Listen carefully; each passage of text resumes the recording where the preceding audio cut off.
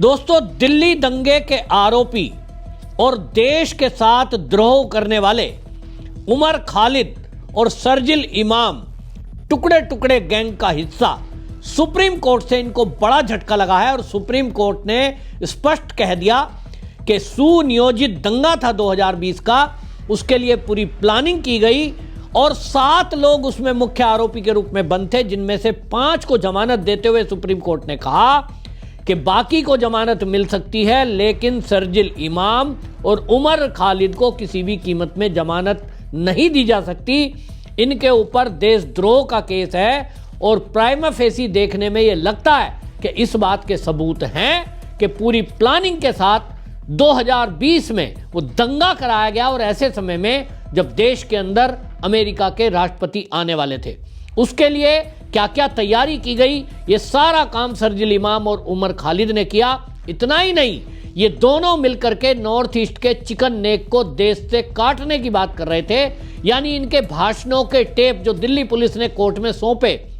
उसमें forensic report आने के बाद ये तय हुआ है कि इन्हीं की आवाज है,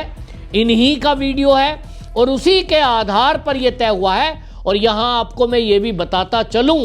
कि ये तब संभव हुआ है, आज जो ये सुनवाई में झटका इनको लगा है, ये कोई चैनल शायद आपको नहीं बताएगा, लेकिन मैं बता रहा हूं। अगर ये पुराने कानून होते आईपीसी के,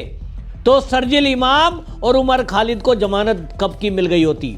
मोदी सरकार ने आने के बाद जो ये नियम कायदे बदले हैं और ये जो इसमें एविडेंस एक्ट को बदला है मोदी सरकार ने, अभी कानून बदले ना, तो उसमें आईपीसी को बदल करके वो जो एविडेंस एक्ट है, उस एविडेंस एक्ट में अब ये संशोधन किया गया था कि इलेक्ट्रॉनिक एविडेंस को भी माना जाएगा, इसके पहले नहीं माना जाता था।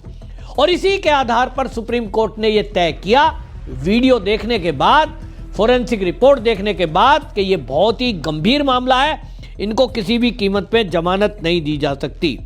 इस बेस पर इनकी जमानत रद्द हो गई और सुप्रीम कोर्ट की इस फैसले के बाद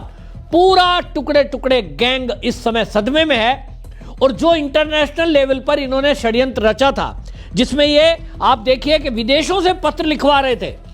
अब इन सबको झटका लग गया है।